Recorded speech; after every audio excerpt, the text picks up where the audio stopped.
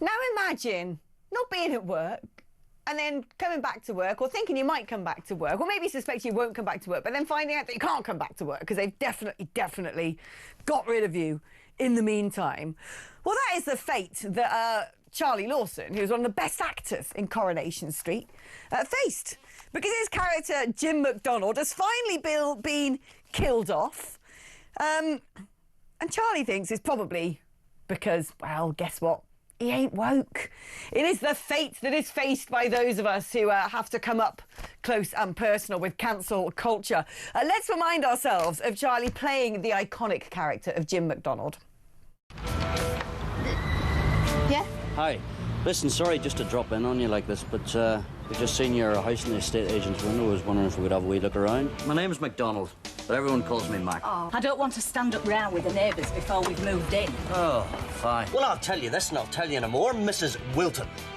The day you see the night shift trooping out of my front door and throwing their empty fag packets in your garden, then you can complain, but not until then. Do you understand me? I've had enough mutton with our jar.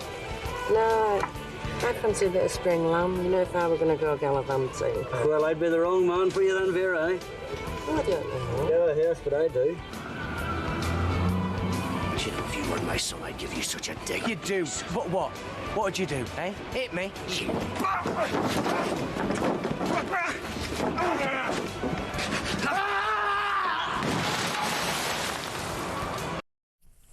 Oh, Jim! Jim! We all wanted Jim to come back. What's gone on? Charlie Lawson joins us now. Hi, Charlie. How are you doing? How you doing, Alex? I'm sorry I haven't dressed up for you, darling, but I've just been out with the dog and it's throwing it down here.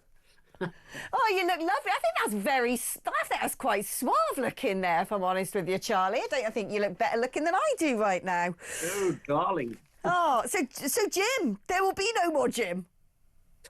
No, listen, we'll cut to the chase here, Alex. You know, I'm the most returned character playing by the same actor. So I left permanently in, oh God, a long time ago. I've been back about 7 or 8 times, but the last time they brought him back, it was a stupid storyline, and it's something. It was Jim was getting dragged downhill. The character was getting dragged downhill.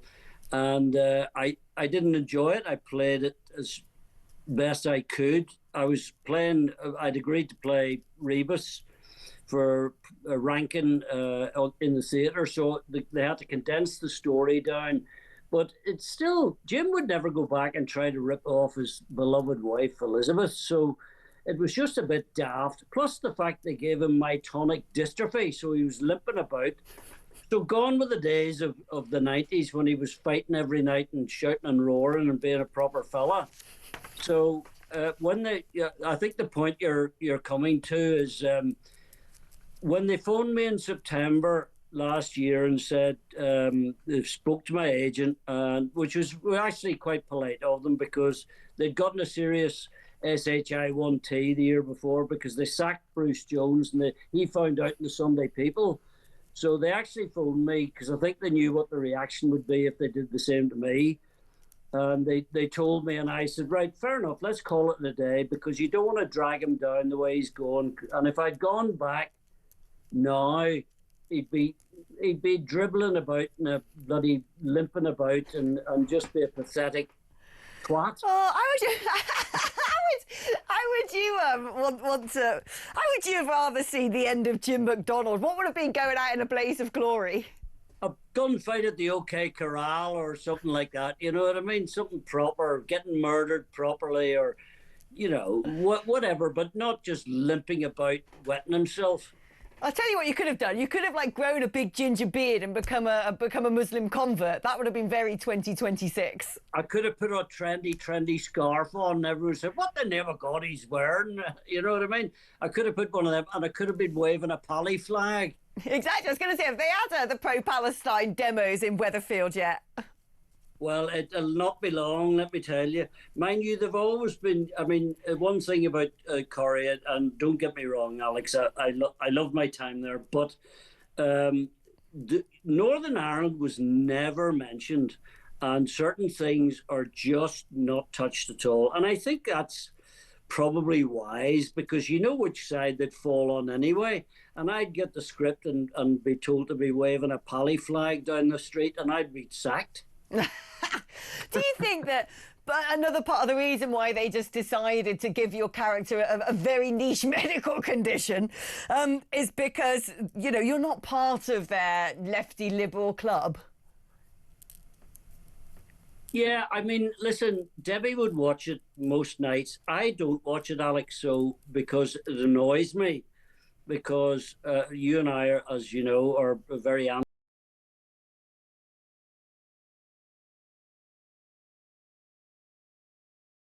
Not mine, sorry, he's not allowed to say it. Oh, I apologise to all your listeners and apologise to Compliance Claire for me. Say, I'm very sorry, Compliance Claire, for getting Alex into trouble. I'm so sorry, Appliance Claire, for getting Alex into so much trouble. Thank you, darling. Actually, that's almost like how Compliance Claire speaks. It probably is. I mean, I've met them. She's great. We love her. No, but yeah. So, but the question is asked regularly, and I say now, well, where would you put him, for God's sake? Because, and this is not meant to be in any way controversial. It's just the truth. If you said LGBTQWXYZ to Jim McDonald, the response would be, I think you know what, and I won't say it on. Yeah, if you, anything that you say that's not on the Ofcom approved words list, you're just going to have to, you know, to say apologies to Compliance Claire every time, because then otherwise I'll get into trouble, and you don't want that, do you? No, and he just doesn't fit in. So it was a blessed relief to hear that he would just die, because if they brought him back, he would have had myotonic dystrophy in extremis, and he would have been a dribbling wreck, and and also they couldn't afford me. Do you know what would have been a really good twist to the storyline is if old Jim had found out he had been going down to Epstein Island or something, you know, sort of make Coronation Street follow the current affairs agenda. Do you know what I was thinking the other day, and watching you earlier on? Politics in this country has descended into mediocrity beyond belief. I've been listening to dear Keir. He couldn't lead you to Marks and Spencer's, and there's nobody any better, for God's sake. And we have this entire Epstein thing, which is brutally horrible and revolting. Whatever, it's taking over everything, and we're forgetting about what is going on in our own country. And I know you've said this. I don't want to hear about him and Mandelson. I want to hear about the details of two boys being stabbed. I want to hear about a 12-year-old girl being raped.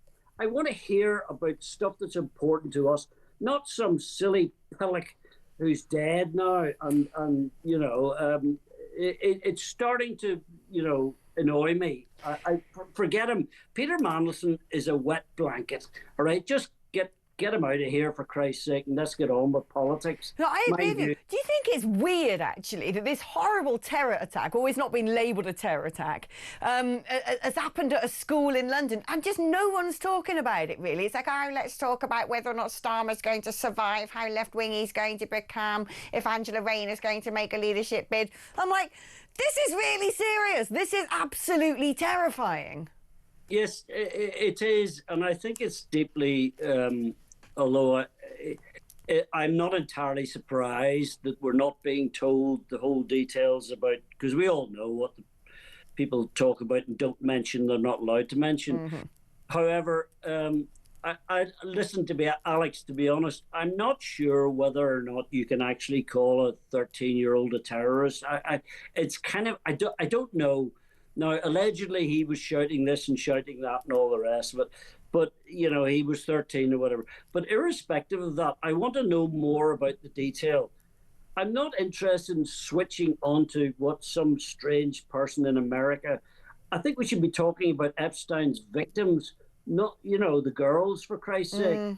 And I think the Attorney General, what's her name, Bondi or whatever, I think she made Pam Bondi. Yeah, I think she made a great mistake tonight by not